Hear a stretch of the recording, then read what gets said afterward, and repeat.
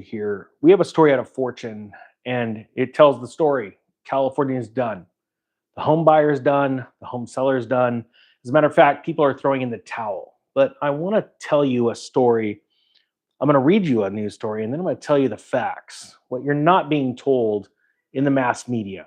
All right? Stories out of Fortune. It says impossibly high home prices are feudalizing California as unaffordable housing markets pose existential threat to middle class, study says. Now, it's really important to understand that the mass media wants to give you a line of total crap. Let me stand by real quick. It's really important to understand this because the mass media wants to lead you a certain way. And I'm here to tell you that this is not the answer. What they're about to sell you, and then I'm going to sell you something. And that's a little bit of hope in yourself. It says there are unaffordable housing markets, and then there are impossibly unaffordable markets, 4 of which are in California, a recent study said. The housing crisis represents an obstacle to upward mobility, and the Golden State risks suffering from especially acute stratification, according to an annual Demographia International Housing Affordability Report. Jesus, big words piss me off. Which was produced by Chapman University in California and the Frontier Center for Public Policy in Canada. Yeah, I really did read that. Good news. Canada's telling California how the housing market's going. High housing prices relative to incomes are having a distinctly feudalizing impact on our home state of California, where the primary victims are young people, minorities, and immigrants, wrote Chapman's Joel Kotkin.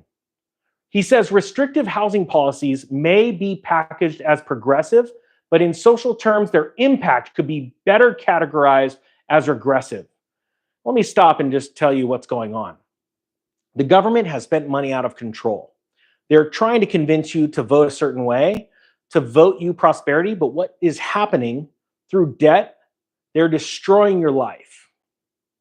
People are so sad. They're saddened by the fact that they can't afford a home. But you know what's really cool? This exact same thing happened in 2005. I lived through it. And the fact of the matter is, the sun's going to come out tomorrow because there's a good old-fashioned economic crash coming your way.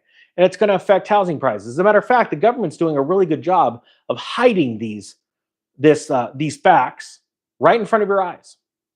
They don't want to tell you the truth, but even the other day, the CEO of Redfin, a company that thrives on the fact that you think that the economy is doing well, so that you'll buy and sell homes so they can make money, came out and said not only are housing prices falling, they're going to keep falling through summer.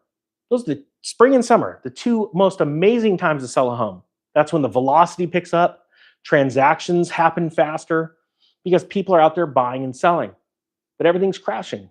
Look, I'll tell you right now, there's 24 hours left of the Mortgage Master course, a course that's going to show you how to be ready for this crash, or you could sit on the sidelines and listen to the mainstream media. Fact of the matter is, it all comes down to who you listen to. How many of you, type 1, if you understand the concept of hanging out with or listening to someone that's more successful than you, and then you will become more successful when you start to listen to his or her point of view. It's funny because most people don't do that. They follow people on mainstream media that have no freaking clue. They have no skin in the game. Most real estate agents, honestly, by a percentage, don't even own their own home, but they're super eager to sell you a home. Right now, the mass media is telling you it's all done, it's over. You're not going to be able to afford a house. But with a little bit of patience and I'd say a lot of work, because I honestly believe that everyone in this nation should own a home, but quite frankly, not everyone deserves a home. Why? Because home ownership is a task. It costs money, it takes work. But when you put in the work and the time, you make lots of money.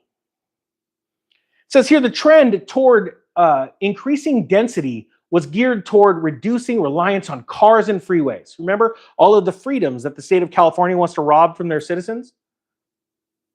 And making neighborhoods more walkable. But the report said while such policies were well-intentioned, the results in land prices being 8 to 20 times higher in urban containment boundaries than outside of them. Look, it's like a libtard writing this. In determining affordability, the report looked at 94 markets in Australia, Canada, China, Ireland, New Zealand, I screwed that one up, Singapore, the UK, and the US. Well, that's a bunch of pretty much socialist / communist countries. And then you got the US, which is on its way. Comparing the median home price in each location against the median income. A price to income ratio of 3 and below was deemed affordable, with higher ratios corresponding to worsening levels of unaffordability. The ratio of 9 or above was labeled impossibly unaffordable. Of the 11 cities in that category, 4 of them are in California. Well, it makes sense.